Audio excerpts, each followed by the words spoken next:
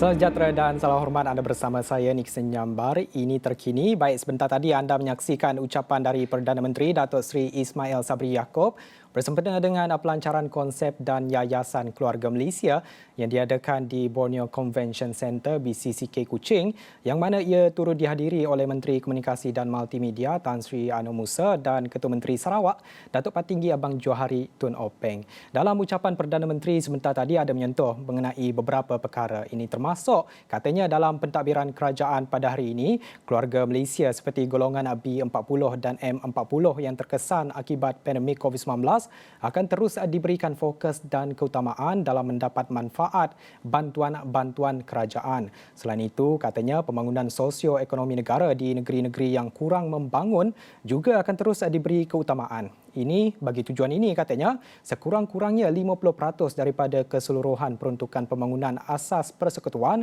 dalam rancangan Malaysia ke-12 RMK-12 akan diagihkan kepada 6 negeri. 6 negeri yang dikatakan di sini adalah Sarawak, Sabah, Kelantan, Terengganu, Kedah dan Perlis. Ini melibatkan penyediaan infrastruktur asas, pendigitalan, pendidikan, perkhidmatan, penjagaan kesihatan dan pembangunan ekonomi.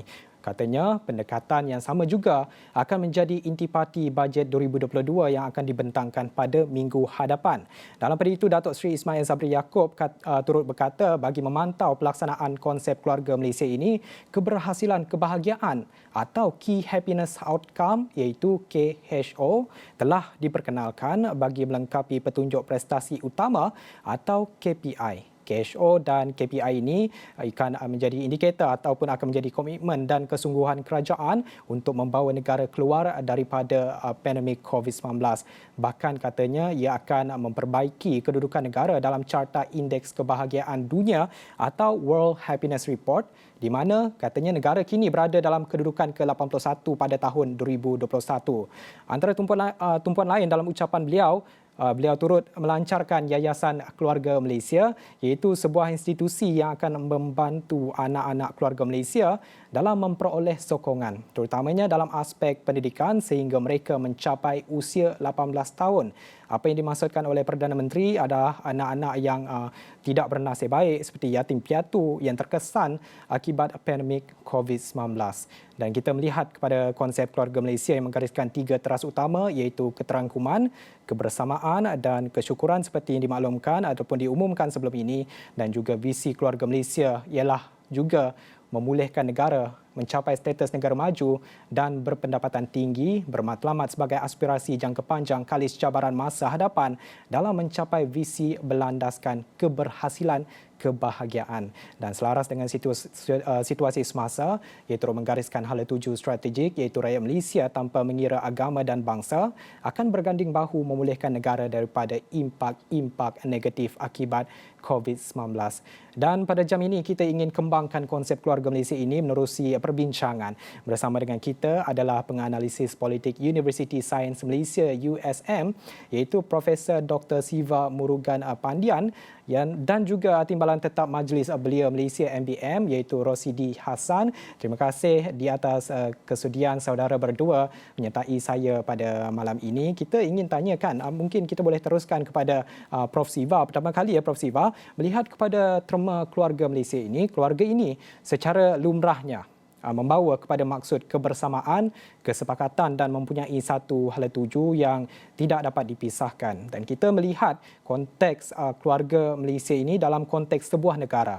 Bagaimana konsep keluarga Malaysia ini dapat memacu negara kembali ke landasan kemakmuran, terutama dalam mengangkat kembali negara dari satu bencana yang teruk yang sudah kita tahu, iaitu COVID-19. Kita ingin dengar pandangan Prof. Siva. Apa kata Prof. Siva? Ya, ini kan negara kita adalah kerencaman, kepelbagaian, keanekaragaman, kemajmukan, merentasi Semenanjung, Sabah dan Sarawak. Malahan kalau kita perhatikan, itulah yang menjadi aset bukan liability. Bagaimana itu menjadi satu kekuatan kepada negara kita. Itu juga melihat bahawa walaupun berbeza dari sudut agama, etnik, ritual, kepercayaan, gender, fahaman politik sekalipun, kita masih mahu mempertahankan titian ataupun jambatan yang telah membina hubungan ini dan juga merobohkan apa saja yang menjadi dinding atau benteng pemisah kepada keakraban, kepada accessibility, kepada kemajmukan, kepada nilai inklusiviti yang telah terbina selama ini. Bagi saya melihat keluarga Malaysia ini lahir ketika Perdana Menteri menerajui kepimpinan negara. Ketika itu keadaan politik tidak menentu, keadaan ekonomi kurang berangsangkan, keadaan sosial khususnya kesihatan, keselamatan, pendidikan, perumahan masih lagi berada di tahap yang membimbangkan. Maka konsep ataupun tarifan ini penting untuk membolehkan kita bersama bergerak untuk memastikan keadaan yang lebih stabil, keadaan lebih menentu dapat dihasilkan agar kita akan melihat perubahan ke arah kebiasaan yang pernah kita nikmati sebelum ini. Malahan dalam konteks ini, kalau kita jadikan nota kaki ataupun rujukan kepada sepanjang berada dalam kedudukan Perintah Kawalan Berkurung, Mac 2020 sampai ke hari ini, komuniti alam maya telah membina satu nilai yang cukup hebat. Walaupun tidak bergabung, kita bergaul di alam maya. Walaupun berasingan, tapi kita berdampingan dalam beberapa isu, termasuk hal makanan, hiburan, bersukan. Kesemua itu menunjukkan bahawa kita menekankan nilai persamaan yang membawa kita kepada hubungan emosi, hubungan psikik di antara satu sama lain. Saya percaya itu yang cuba dibawa oleh Perdana Menteri yang melihat bahawa dalam soal ini, kerajaan ini adalah untuk semua. Mahu memastikan jurang di antara umur, kelas, gender dapat diperbaiki termasuk jurang persempadanan negeri dan akhirnya yang mahu dicapai daripada keluarga Malaysia adalah proses merayatkan perpaduan.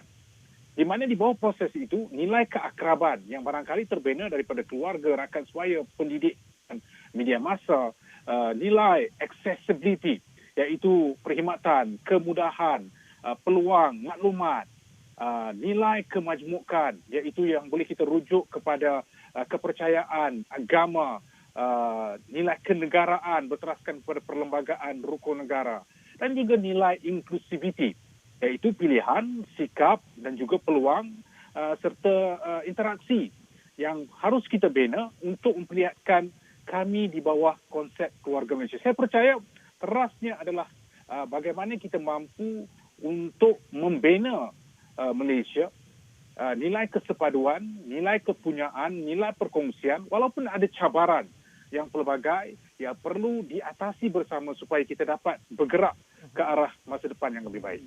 Juga Prof, yang Prof katakan di sini adalah penting untuk terus membina satu teras yang mana membawa Malaysia sebagai sebuah negara dalam memperbaiki jurang dengan nilai seperti keakraban dan juga inklusiviti. Tapi kita juga ingin bercerita dari segi kemakmuran. Sudah pastinya yang diutamakan ialah rakyat dan ini seterusnya menyumbang kepada indeks keberhasilan kebahagiaan negara seperti yang disebut oleh Perdana Menteri dalam ucapannya sebentar tadi. Akan tetapi dalam memastikan kemakmuran ini tercapai, kita memerlukan tadbir urus yang baik. Dari segi pentadbirannya pula, apa jaminan atau perkara yang perlu dilakukan oleh kerajaan dalam memastikan konsep keluarga Malaysia ini dapat dicapai dengan jayanya, Prof?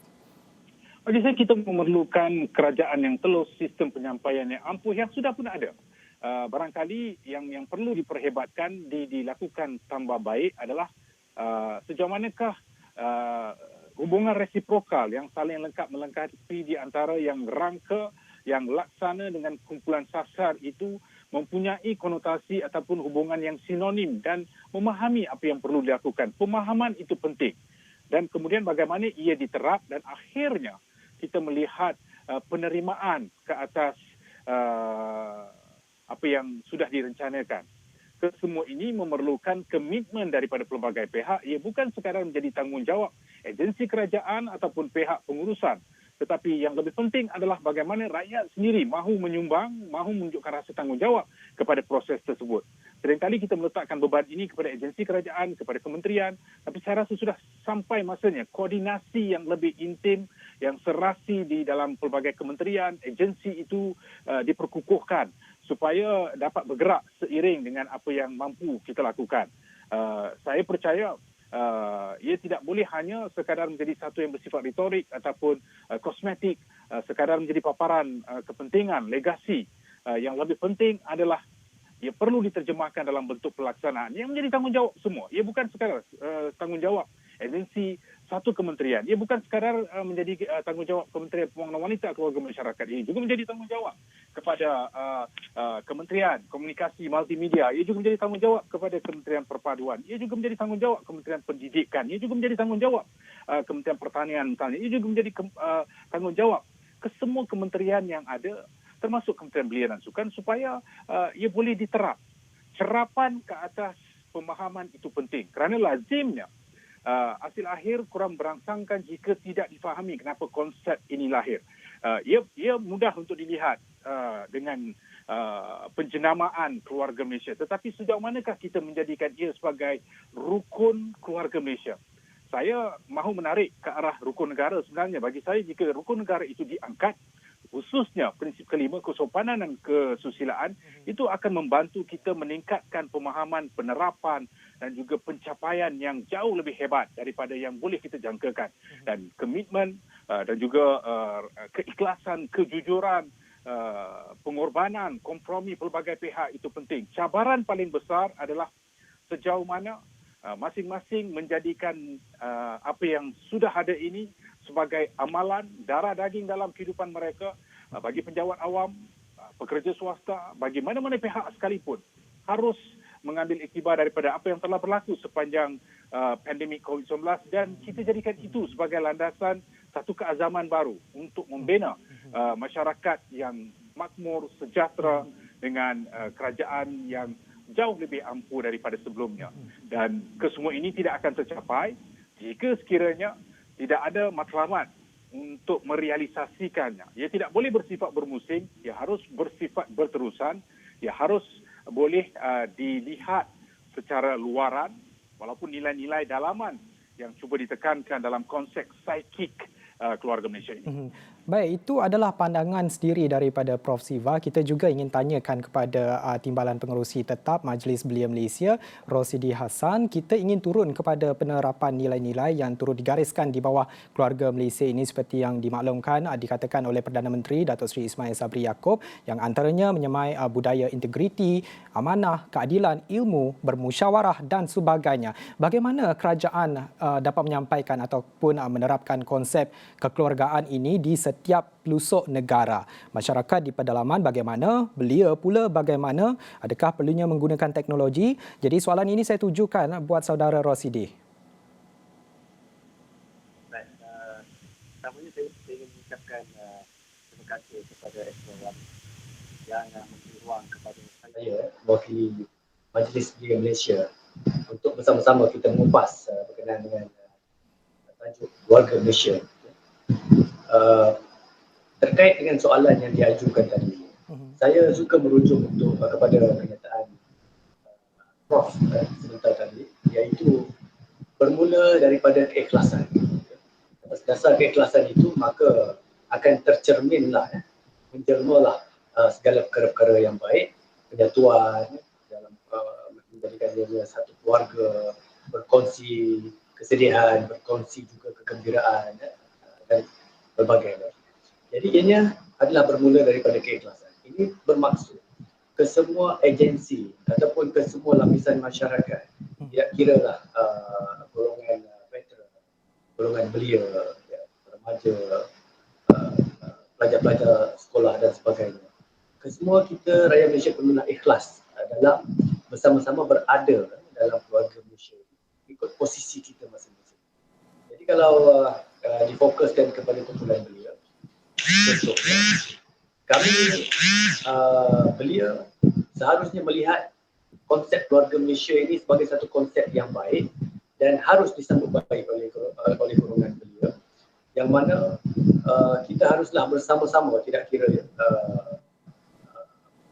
kaum, tidak kira agama, bersama-sama membantu sebagaimana juga dilakukan sebelum daripada ini. Tetapi kali ini kita perlu perhebatkan lagi, kita perlu perkukuhkan lagi supaya kita sentiasa merasakan bahawa kita adalah di dalam satu keluarga, sebagaimana yang disebut oleh Yang Amat Berhormat Perdana Menteri kita Datuk Seri Ismail Sabri tadi, bahawa jika sakit sama beradu, jika luka sama bersiul. Itulah yang dimaksudkan. Kita juga ingin tanyakan dari aspek cabaran juga.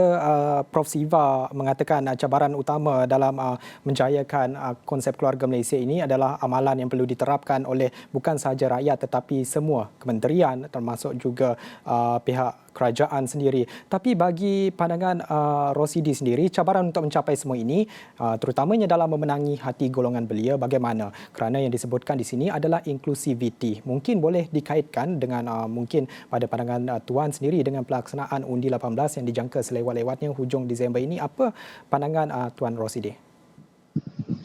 Saya melihat bahawa golongan belia ataupun orang muda ini, kita sentiasa melihat landscape politik sebagai satu landscape yang mungkin tidak memberikan satu kegembiraan untuk golongan muda.